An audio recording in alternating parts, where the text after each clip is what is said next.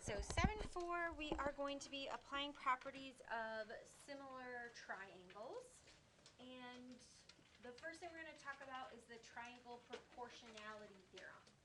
So if you have a line that's parallel to a side of a triangle and it intersects the other two sides, then what happens is it divides those sides proportionally. So what you can see here is if you set up the proportion AE over EB, that would be equal to AF over FC. Okay, so the first thing we're going to look at here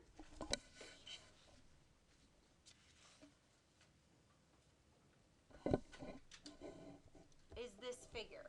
So what you want to look for is, do you have parallel sides, okay, that intersect the two sides of a triangle? Yes, we do. So what we're going to do is we're going to set up a proportion. So here I have 14. I don't have anything here, so I can call that what? X, and then I have 10 over 4. Okay, so I am going to call this part X. Okay, so RV over VT would be equal to RU over US. And then I could solve this by cross multiplying. You can also reduce first, like 10 over 4 would reduce to what? Yeah, 5 over 2. Okay, or you can wait and reduce when you get here. So 4 times 14 would be 56. 10 times x is 10x. And then when you divide both sides by 10, remember you're just moving that decimal. Okay, so you would get 5.6.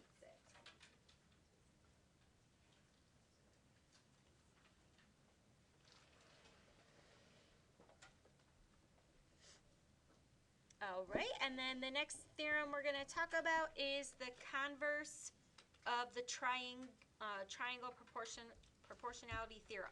So remember, the converse switches the hypothesis and the conclusion. So now, if you know that the line divides two sides of the triangle proportionally, okay, so if you know that this is going to be proportional, then you know that those two lines are parallel.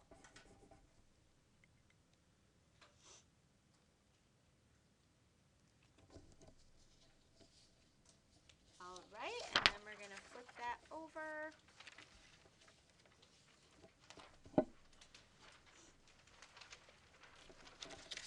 Okay, so for example 2, we are verifying that segments are parallel. So it says verify that DE is parallel to BC. So in order to do that, we have to show that these are proportional. So if DE divides the triangle so that AE over EC is equal to AD over DB, then we know that they're parallel.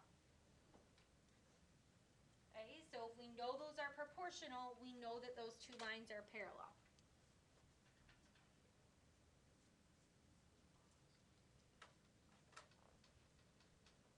All right, and then I can set up my proportion. So 8 over 12 would equal 10 over 15. And then you can verify that a couple of different ways.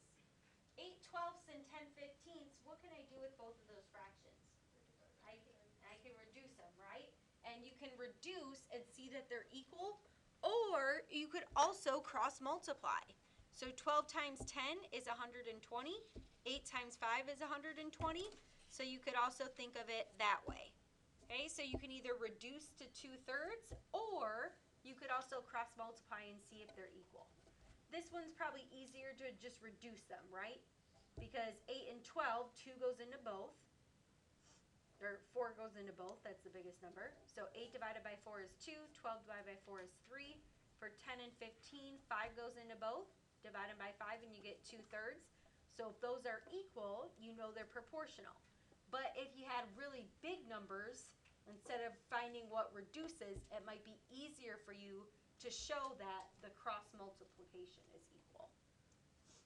All right, so then we know that they are parallel by the converse of the triangle proportionality theorem.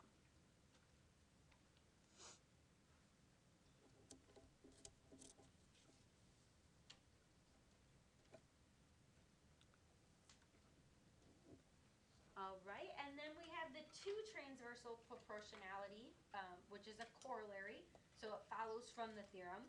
So if you have three or more parallel lines and they intersect two transversals, those are going to divide the transversals proportionally as well. So notice here it says you have AC over CE and BD over DF.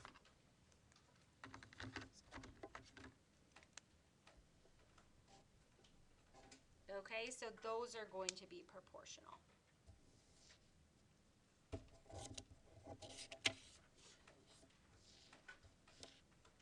And then we're going to look at the triangle bisector theorem. So if you have an angle bisector of the triangle and it divides the opposite side into two segments whose lengths are proportional to the lengths of the other two sides. So an angle bisector is going to divide this side, BC, so that BD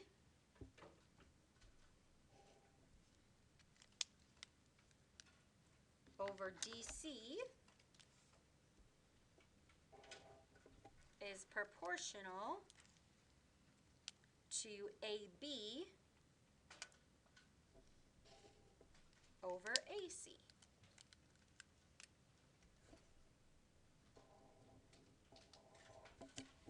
All right, so that's the triangle angle bisector theorem.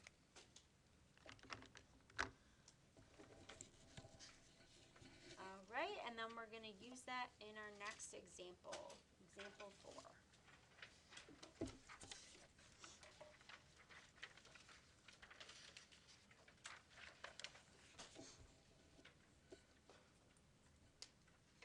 All right, so for this one, you can see that you have a bisector here, and it bisects the angle because you can see those two are congruent.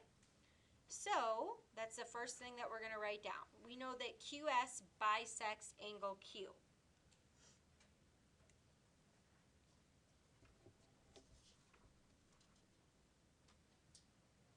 From there, we can set up our proportion. So I'm going to highlight just like I did in the last one. We have PS over SR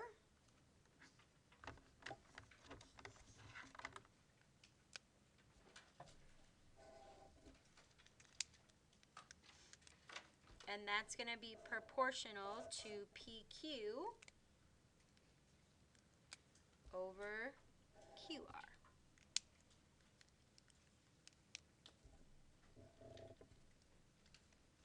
All right, so now I'm going to replace those with our expressions and our values. So PS is x minus 2. SR is x plus 5. And that's going to be equal to 32 over 40.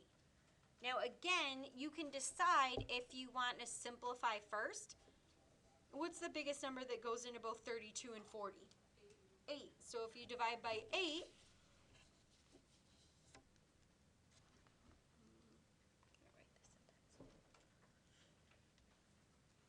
if you divide it by 8, what would that be equal to?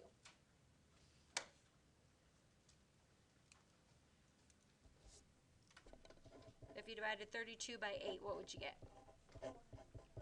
4. And if you divided 40 by 8, you would get 5. Okay, so you could do either one. Okay, if you left it as 32 over 40, you could distribute like this. If you did 4/5, then you would do 5 times x minus 2 equals 4 times x plus 5.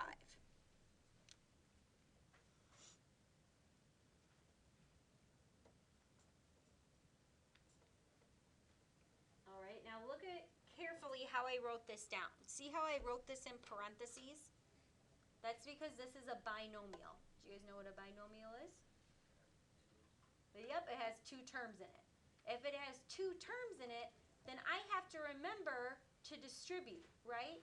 So if I distribute here, I would get 5x minus 10 equals 4x plus 20. If I distributed and I didn't reduce, I would have 40x minus 80 equals 32x plus 160. And then the rest is going to be the same. Once you get here, you want all of your x terms on one side, all of your number terms on the other side. So 5x minus 4x is just going to be x. And then if I add 10 to both sides, I will get 30. If I solve here, I would subtract 32x from both sides. I would get 8. And then I would add 80 to get 240. And then either way, I would get x is equal to 30. Okay, so if you reduce right away, see how you are only working with smaller numbers here? Which is pretty nice. You can do that without a calculator, right? When you have the bigger numbers, you can still use mental math, but you can also use a calculator for that.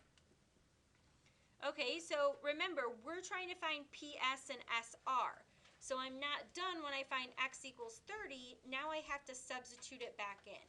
So if I substitute in 30 for x minus 2, I'm going to get 28. And then for SR, I'm going to get 35. Now, if I wanted to check to make sure that these were correct, I could just set up the proportion. So if I have PS over SR is equal to PQ over QR, when I plug in PS and SR, it should be equal to 32 over 40. So we already reduced 32 over 40. We divided that by 8. And we got 4 over 5. What goes into 28 and 35? What's the GCF?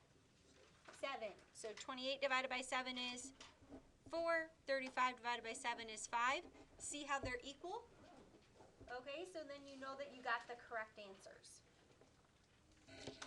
All right. This is your the first part of your homework for today. You are also going to be doing, I'm going to give you a review worksheet that covers 7-4 and 7-5. So you'll only have to do the 7-4 portion. Okay, so I'm going to give